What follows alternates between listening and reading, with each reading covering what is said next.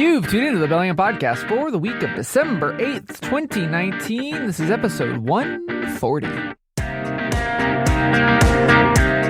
Ho, ho, ho from the city by the Salish Sea. I am AJ Barce. And straight out of 98226 south of the North Pole, I am Chris Powell. On this episode, in the words of the 90s one-hit wonder band Four Non-Blondes, what's going on?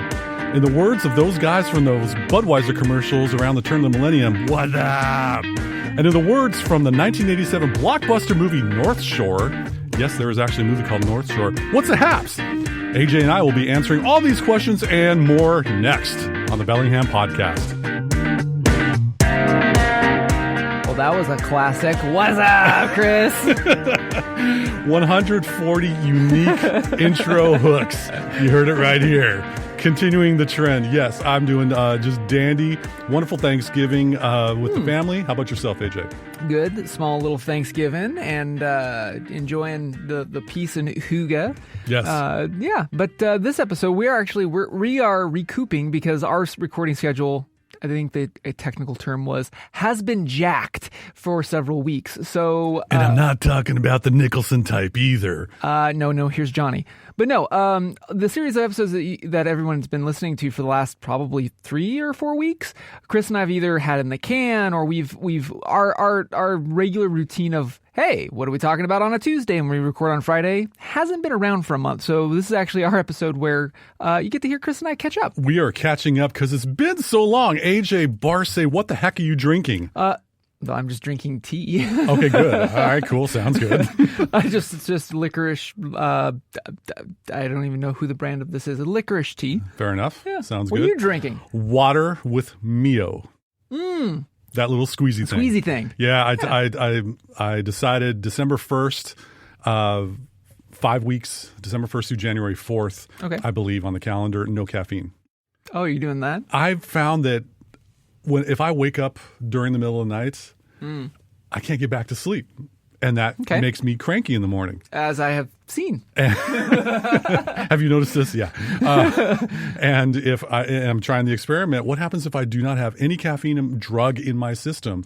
And son of a gun, I sleep through the night. And you're a little bit chipper the next day. Well, yeah, as we're recording this, you catch me on an upwards peak. Yes, exactly. So, Thanksgiving with your family? Yeah. Even though that you said in a previous episode you're kind of down on the whole Thanksgiving thing. Okay. Yes, we did have Thanksgiving because my household has a ton of allergies. Yes. I gave thanks to the fact that I had the day off. We did a roasted rabbit. Just because to accommodate the plethora of allergies in the house. Did Elmer Fudd hook you up with the wabbit?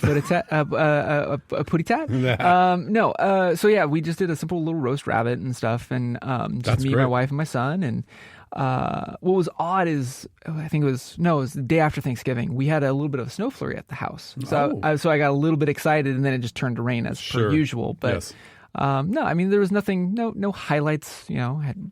My wife made some cranberry sauce and potatoes, and then we watched cartoons. We were good. Oh, that's my kind of Thanksgiving. You? Most had some of the family over. My wife and I tag teamed on preparations for the meal since we hosted about 9 of us. And my wife's just awesome with the turkey brine the night before. Turkey brine? Brine. Have you ever had a turkey? No. Brine?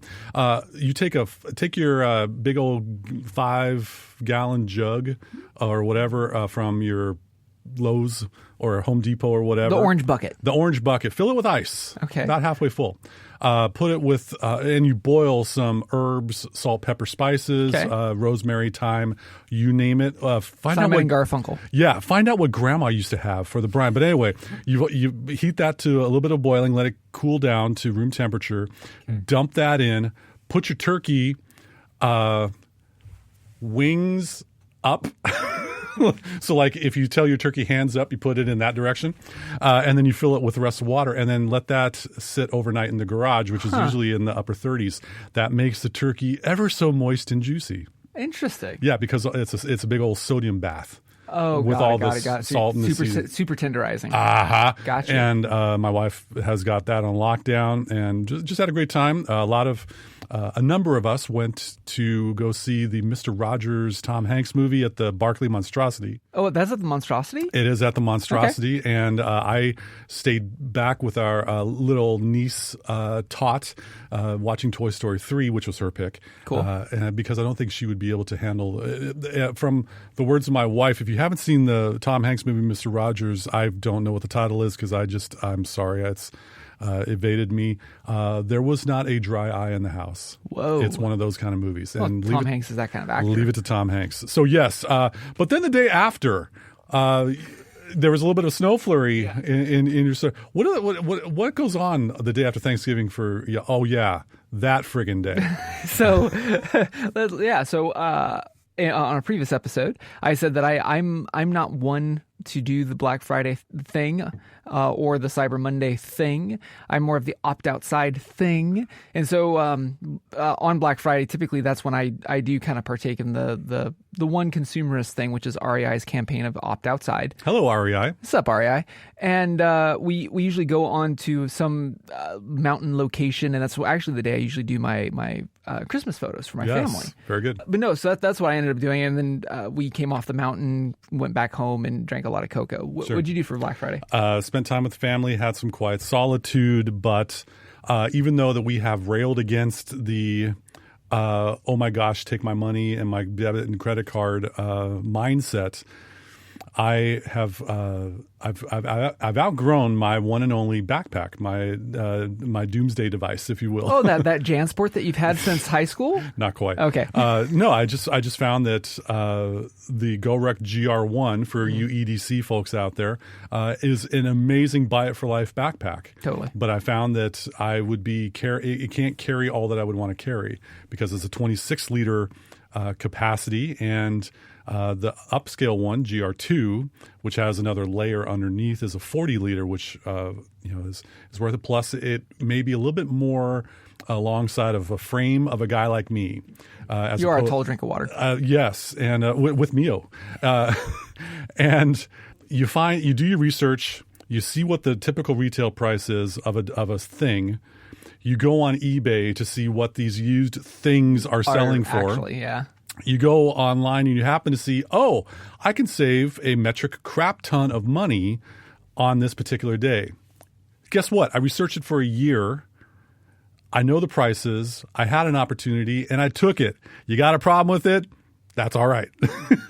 So I actually spent some of my cashola on Black Friday online, but it was to purchase something that I would only be using, and now the GR1's up for sale. No, that's cool. And but basically not really invading the retail sector of Bellingham. We all know where that is. And just had a really nice day. It was a nice 4-day weekend to be able to recharge batteries, get a little mental margin, and we are blessed to be able to take that 4-day weekend off. Mm-hmm. For those of you that were working during the 4-day weekend, good on you. Hope that went well for you. Yeah. So getting back to your backpack though, like you're just like you're a one watch guy, you're also a one bag guy. Pretty much. So this also 40 liter bag. I mean, you use it for your EDC for every day for working out, coming to the office and stuff. I bring my gym clothes in a packing cube, and I bring my lunch sack with snacks and other things like that in there, and some other devices that I bring with me or whatever I would bring. And I like the feel of it. I'm breaking it in, and it just seems to be doing all right. Plus, I found out that with its dimensions, with the exception of a couple international airlines, it meets every airline's TSA overhead compartment carry-on standards. That's what I was just going to ask. Good to go! So I'm really happy about that because I would really love to be able to travel just with that backpack and nothing else. 40 liters, you could do that. Absolutely. That's cool. AJ Barce, this one's for the Watchfam out there. What the heck is on your wrist there, amigo? So about a month ago, my lovely wife, it's been a stressful year. Yes. So my wife wanted to do something nice for me, and there is a company called Fairer, as in like wayfarer, seafarer, the fairer part. They're based out of the United Kingdom, and they make watches. And there is a watch on my wrist with their logo, and it goes by the name of the Rocher. It's their newly announced world timer. So it's powered by a Swiss ETA 2893-1 top grade movement. What's cool about this watch, Chris, is it the sesame seed bun? Oh, it is. Easily, like if you're not into the Watchfam, you can skip this part. But if you're into the Watchfam, I'll give you all the deets about this watch. So the thing about world timers, it's funny. When you talk to anybody who is into watches, there's a great controversy of whether it's a caller's GMT or a flyer's GMT, where it snaps on the hour or all this other jazz. For me, I like something that I can use as a tool regardless of how the movement works. Okay, I have a passive world timer. I've got a vintage Seiko navigator timer. Like, they're different tools for different jobs. The one thing that I've always wanted is I wanted an adventure-centric world timer watch. Most world timers are mostly for folks in business class, if you know what I'm saying. They're not very rugged. Elegantly designed, beautiful dials, does not fit my lifestyle. I need something that is in between, something I can wear underneath a shirt cuff, but also on a side of a mountain. Sure. That's how I travel. So nothing really has really hit on those notes until Fair did a tease about a month ago with a red rotor, and all it said was world timer. And I showed it to my wife, and I was just like, if this is what I think it is, this would probably be my one true world timer. It got announced. My wife caught eye of it. There's 3 different models, and the one that I really locked on was the same one that she locked on, which is the Rocher. And what's cool about this watch is every time Fair makes a watch, there's always an adventure aspect to all of their watches. So Rocher was actually named after Anthony de la Roche, an English merchant and explorer. In 1675, Rocher was on a commercial voyage between Europe and South America when he was blown off course and made the first fortuitous sighting of land south of the Antarctic convergence. However, Captain James Cook made the first landing on this new island in 1775, claiming sovereignty for the United Kingdom and giving it the name the Isle of Georgia in honor of King George III. So they dive into a really, really deep history whenever they issue a name of a watch. And also Rocher, I was married at Roche Harbor here in the Pacific It could be Northwest. pronounced Roche Harbor. Exactly. There you go. Exactly. So there was a lot of things. 39 millimeters in the diameter. It's got 11 millimeter depth. It's a super thin watch, if you ask me, for that type of caliber. 45 millimeters lug to lug, so it's super wearable for a lot of wrists. And it's got a 20 millimeter lug for straps. And the cool thing about this is also, although it does not have a screw down crown, it has 100 meter water resistance. So I can get it wet and not have to fret. It's got a secondary crown at 10 o'clock where you can control kind of an internal bezel that has all 24 cities for time zones. Ooh. So not only is it a world timer where the disc on the center has all 24 hours around the globe, and it jumps as the hours progress, but you can also resync it just by grabbing the second crown and just, changing the city zones. It just sings everything that I've ever really wanted. So Thank you, honey. Absolutely. And the reason why I haven't mentioned is, one, obviously our recording schedule has been jacked, but two, I really wanted to get a month on the wrist. Pop quiz question for you, AJ. Sure. Out of all those cities on the band, which one would you love to go visit?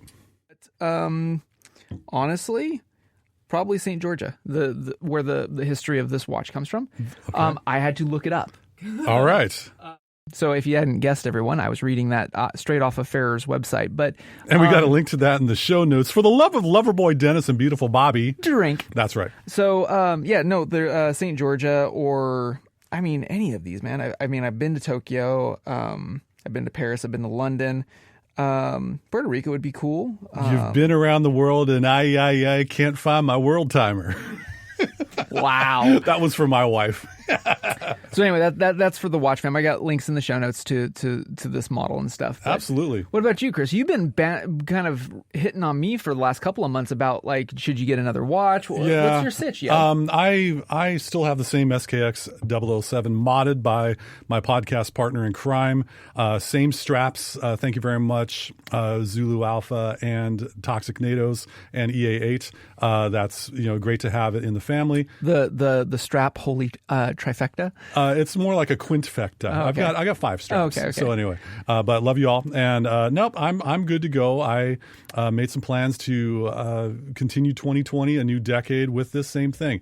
If it gets busted, if it gets stolen, if it gets mushed under a vehicle tire or whatever. What are you doing, Chris, if that's the case? I don't know. But should that happen, then I'll just get another one and only watch, because it's one less thing I have to worry about. What time is it? Boom. Oh, it's December the 1st. Oh, I got to advance the date past 31 into 1. Okay, no problem. So you're sticking to love one watch but own many straps. Sure, sounds good. That'll work. One backpack, one watch, one woman, many straps, many bases, many et cetera, et cetera. Well, just like any other podcast, though, you might be listening to us on KMRE 102.3 FM. That one radio station in Bellingham. They're community powered, and they're also streaming everywhere on the internet at kmre.org. Check them out. They're the goods. They are the goods. So we are not a news podcast show, but if we were, we'd probably do it better. But there was an interesting article in the news that occurred recently. AJ is got his little smile, his impish grin on his face firmly planted right now, and the eyebrows currently raised, very similar to The Rock. The Governor Jay Inslee of Washington State has named the first Native American to the Washington State Supreme Court. AJ, you've got a connection with this. Yes, so this would be the Honorable Raquel Montoya Lewis, and she's been... What's up, Your Honor? What's up, Your Honor? That's am awesome. Am I going to get in trouble for saying that? I don't think you'll be held in contempt. Hello, Your Honor. Anyway, Raquel has been sitting in our court here in Whatcom County. She's also a client of mine, and if you watched any of the local news on the east side or the west side, there's a lovely headshot portrait of her taken by yours truly. Photo courtesy of AJ blah blah Barce. Yeah, and the office of the governor. So anyway, congratulations, Raquel. Absolutely, and do good work. That's yes. all I got to say. But also, congratulations, AJ, for the fine photo that made everywhere that has this news story, including the SeattleTimes.com. Yeah. Way to hit it big there, kiddo. That was cool. Yes, absolutely. So, it's do good work. Yeah. Take great shots. Every moment has a story. There you and go. This story's going to be going to the Washington State Supreme Court. Aw, snap. That's right. Very cool. All right. So we've been doing some cultural recommendations, trying to get in touch with our analog side, or something that doesn't involve too much technology. Yeah. AJ, hit it. So I've got a podcast recommendation this go around, which I know is kind of like... I kind of set it up for technology, but the thing is that it's an interview. Yes. Like, it's a recorded interview is what I'm hitting on this one. And specifically the people who are interviewed, it's their analogs side that kind of really tuned me in. So I don't know, probably quite some episodes back, I mentioned about what's his name? Peter Fay-Gray. Yes. Outside Magazine. Oh, yeah. Also does the Outside podcast. And I don't know, he's been off the air for a little bit, and they've been doing other snippets of other things, probably because their recording schedule is probably jacked as well. Of course. It is the holiday season. So Outside Podcast for November 27th, they have an episode, All in Partnership is the name of the entire episode. And Jimmy Chin, if you don't recognize that name, you've probably seen his work. He would be the cinematographer and documentary dude extraordinaire who did Free Solo, the story of Alex Honnold and the Free Solo climb of El Cap. Before that, it was a documentary, Meru, where Jimmy himself was actually climbing to the shark's fin of the mountain Meru. Wow. And so anyway, Jimmy's an interesting cat because, one, he's a mountaineer, he's a climber, and he's also an extraordinary photographer, videographer, etc. And the dude, like, Jimmy, if you ever listen to our show, you have an open invite. The dude seems like the goods. Like, he's just this chill dude. Anyway, him and his wife, Elizabeth Chai Visahale, or Chai to her friends, sing along if you know the words, it's something that I usually kind of tune into. So, for instance, like a couple episodes back, I mentioned about Jason Heaton and his wife kind of being a tag team duo. Here's another husband and wife tag team duo that does a lot of content creation and adventuring and exploring. Listening to them go tell about like how they fell in love and all this other jazz. And also they're both documentary creators in their own right. You know, the two of them play off of each other as creatives, but also as a husband and wife. Like they're able to take on parts of the story that, like, for instance, Jimmy might be too invested in as a climber. So for instance, he has to interview like Alex Honnold. Well, him and Alex go way back, right? It'd be like me trying to interview you for something for a documentary. Good luck. Well, the tone and how the content would come Sure. out. No, you know, you and I have nyuk. Yes. So bring in a heavy hitter like his wife who can ask those questions and elicit those responses for the sake of the documentary. It gets that gets down to the tone of what the piece needs, not necessarily what they need. It sounds like it goes beyond just simply creating content. Yeah. It adds another layer of, here's a relationship that's going on. Yeah. So cool. it was really cool listening to them. And I didn't know much of Elizabeth's story, which was kind of cool to hear that. You just want another dynamic exploring husband and wife duo. Take a look at Outside Podcast for November 27th. And like I said, it was a really cool episode. Excellent. Yeah. What about you, Chris? You know, I saw the show notes and where you were going with our cultural recommendations, and I'm like, what have I been culturally doing? And other than going by the American tradition of hacking up turkeys, I really have discovered a podcast. It's been around for a while, so my eyes have been open, but it has really captured my attention. There's this really big genre of true crime podcasts out there. Oh, yeah, that's a big thing. Yeah. And one of them is called Swindled. And I happened to discover it in some, areas, but basically the Swindled podcast, there's a number of episodes going over the past couple of years. Pick any one of them. They're fascinating.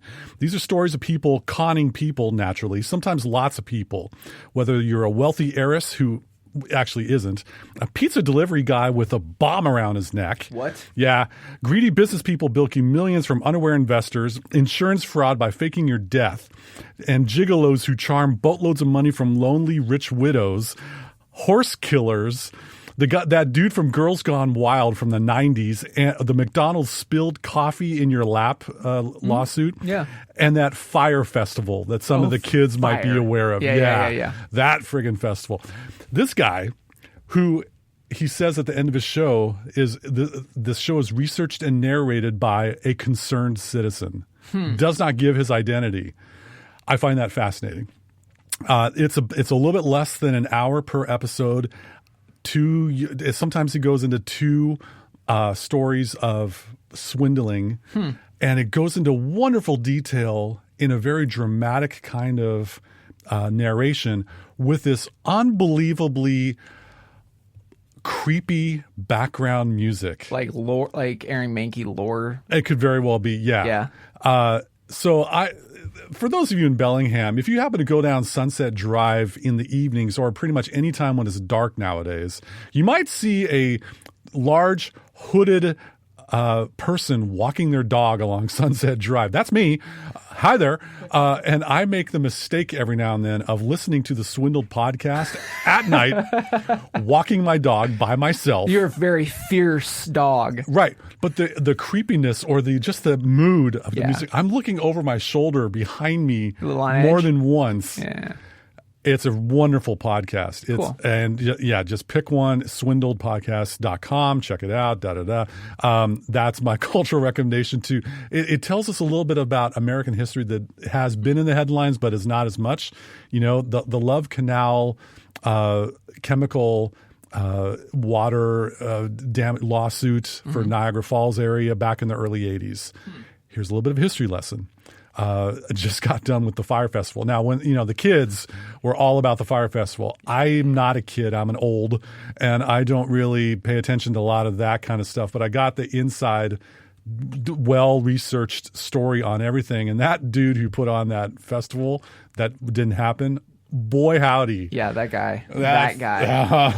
Anyway, that's my cultural recommendation. That's cool. So AJ, as we wrap up the show, I got a pop quiz for you, and I'm going off script on this because this has been on my mind for the past week or so. Well, probably because you're listening to swindling and Catch Me If You Can type of shows. Yes. But okay. Yes. So I want to ask your opinion on something. Now, around the mid '90s was the internet came into regular use by the society. We are in an era right now where we have access to information immediately. We have access to be able to have connection with people immediately in high definition, retina screen, video, et cetera, et cetera. There was a time when we didn't have this capability where we didn't have access to a whole lot of information. And our only source for news was either the daily paper or the nightly newscast. Sure. My question to you, AJ, is do you think society or we are happier having all of this information at our fingertips, or were things happier back then when we didn't know as much?